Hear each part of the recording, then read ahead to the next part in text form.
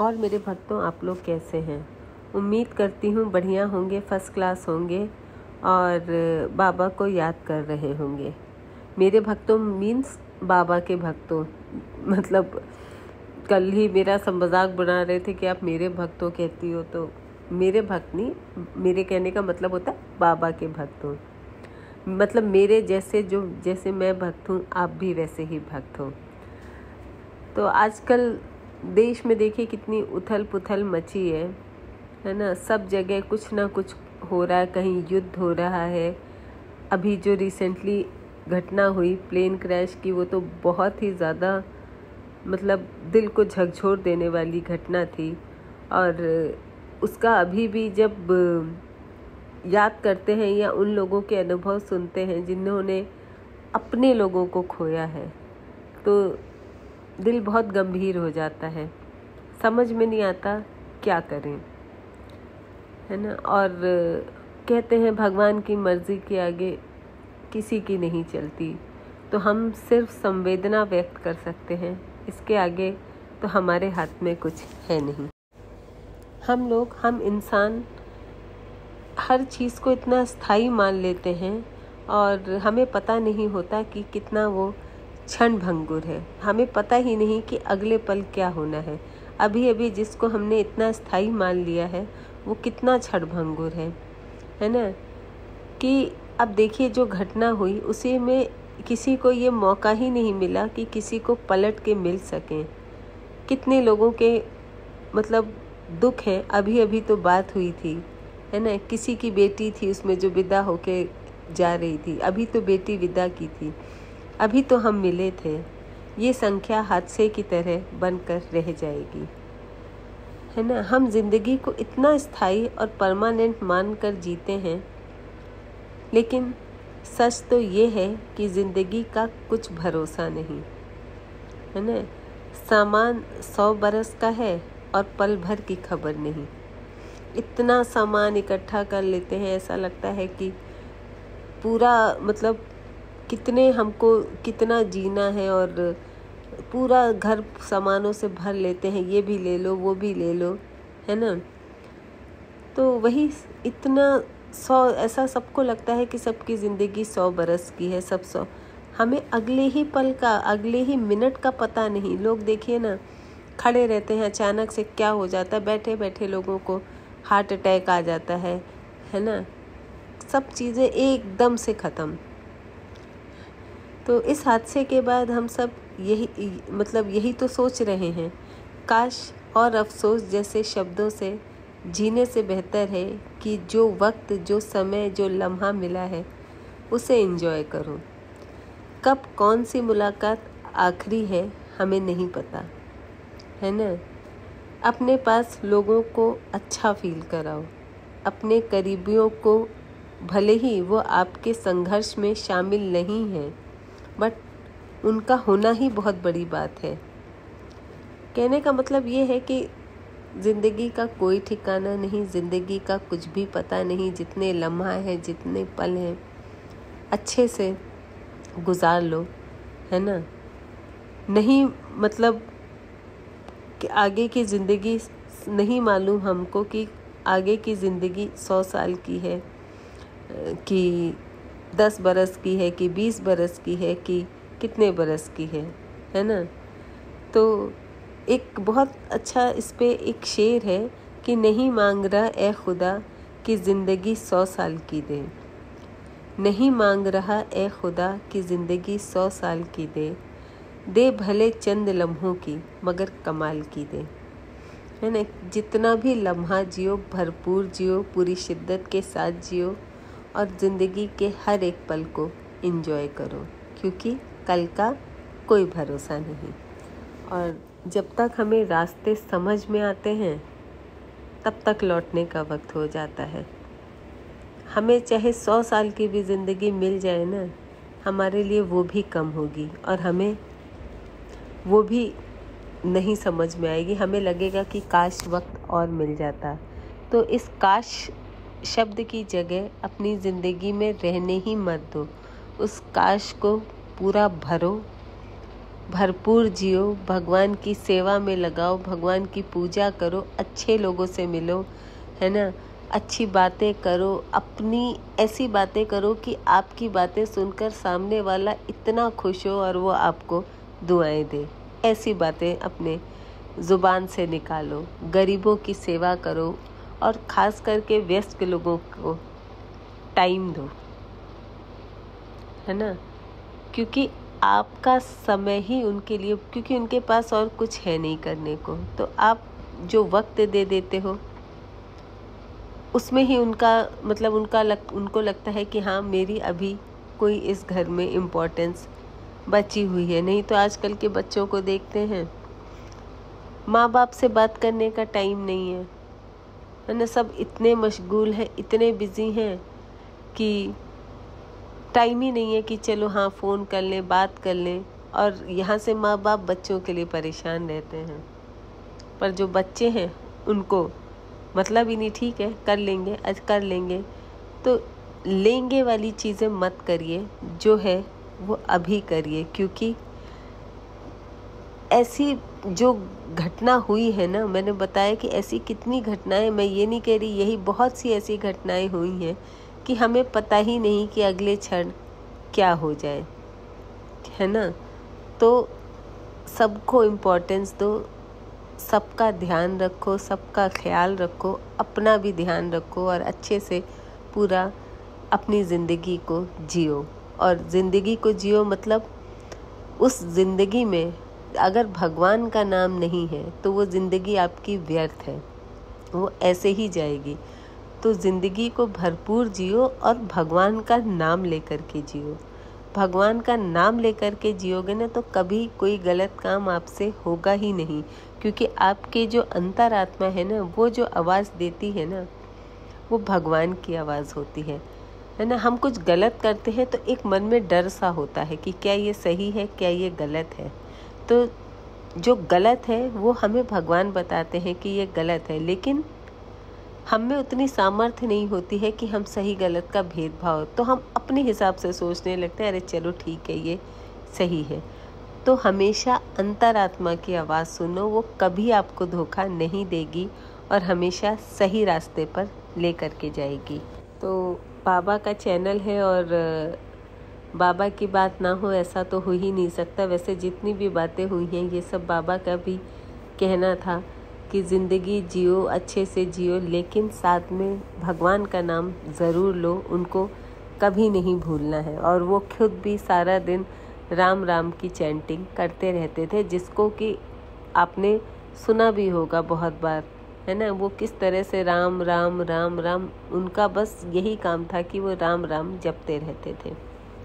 तो चलिए अब एक उनका बहुत ही इंटरेस्टिंग चमत्कार है जो हम सुनते हैं।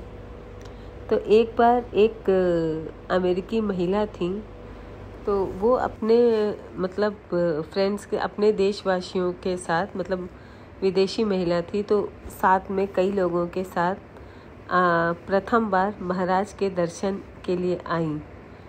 और क्योंकि उन्होंने सुन रखा था कि बाबा जी बहुत प्रभावशाली हैं, तो जब दर्शन के लिए आई तो उनसे बाबा से इतना प्रभावित हुई कि उन्हें दुख हुआ कि वह अपने पति को साथ क्यों नहीं लेके आई। वो शादीशुदा महिला थी, तो उन्हें इस बात का दुख हुआ। तो इसीलिए वो अमेरिका वापस गई और दोबारा फिर कैंची आई बाबा के दर्शन के लिए, और इस बार वो अपने पति के साथ आई।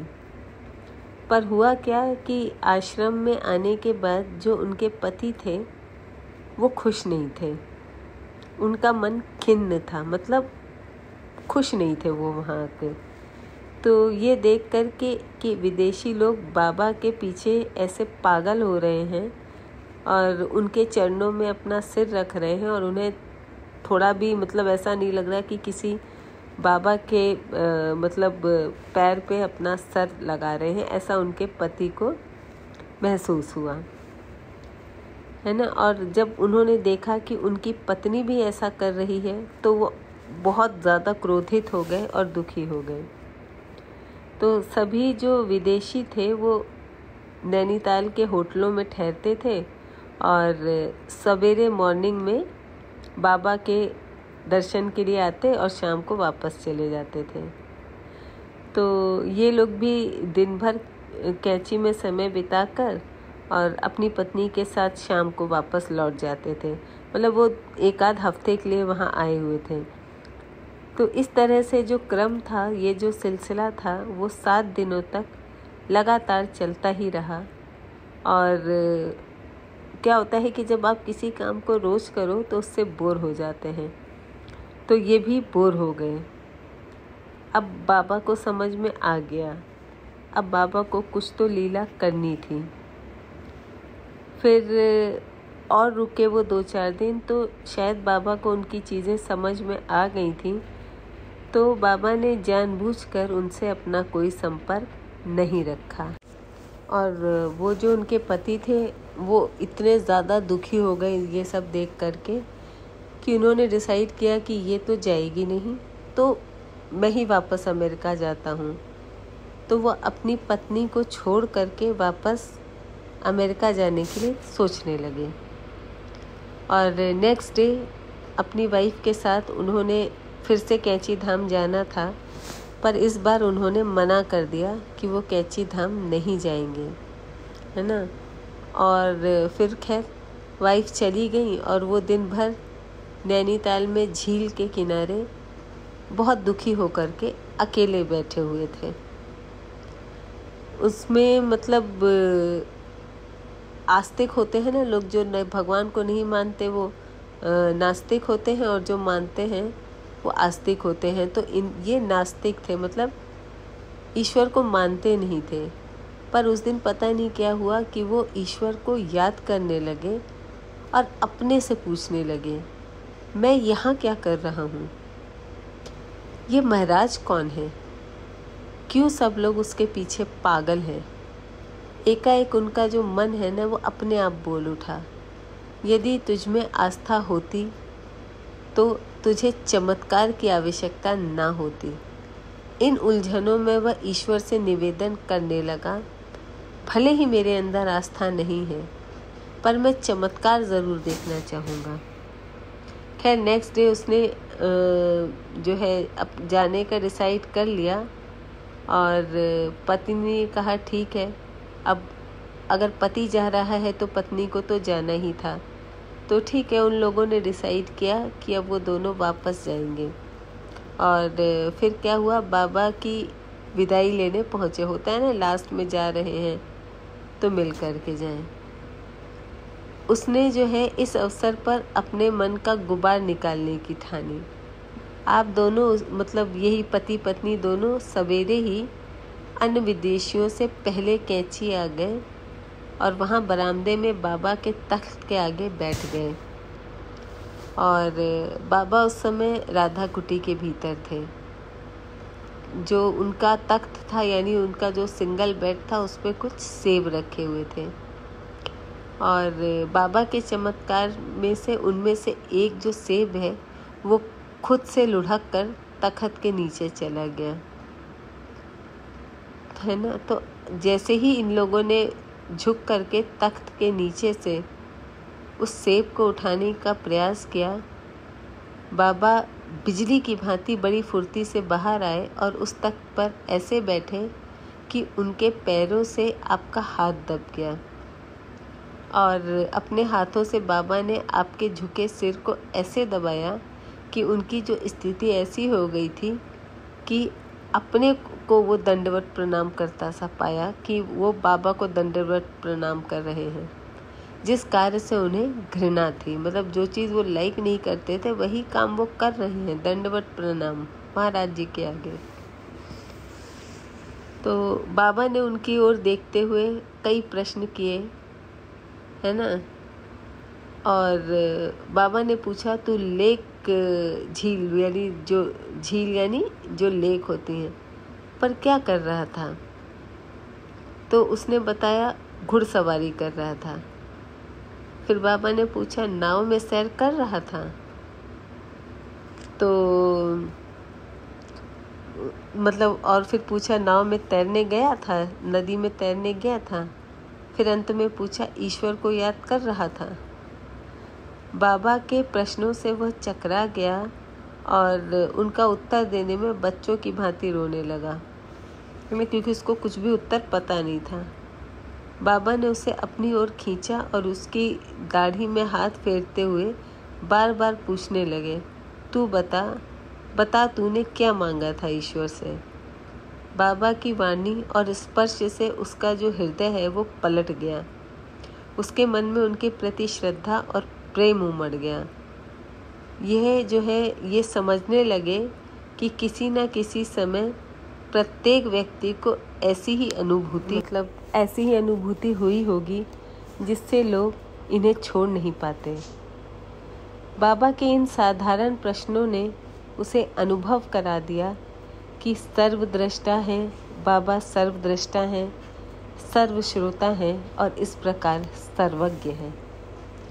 तो वही कहते हैं ना, इंडियंस ही नहीं विदेशों में भी बाबा की बहुत जो है फॉलोइंग है, और वो भी सिर्फ इसलिए कि वहाँ के लोगों को बाबा ने चेंज किया, वहाँ के लोगों का माइंडसेट चेंज किया, है ना। और इसीलिए देश क्या है, विदेश के लोग भी बाबा को याद करते हैं। आपने रामदास जी, कृष्णदास जी, जो कि ये इनका बाबा का दिया हुआ नाम था, असली नाम कुछ और था।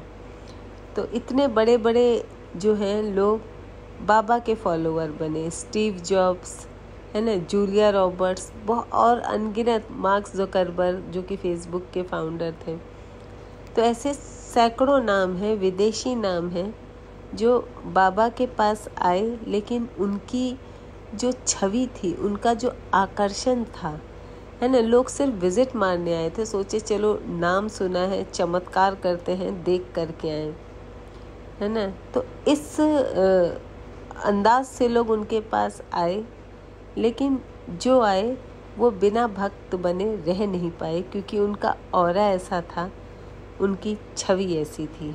तो आई होप मेरी बातें आपको अच्छी लगती होंगी, और जो मैं बाबा के अनुभव, लोगों के साथ हुए अनुभव, उनके किए हुए चमत्कार आपसे शेयर करती हूँ, वो आपको अच्छे लगते होंगे।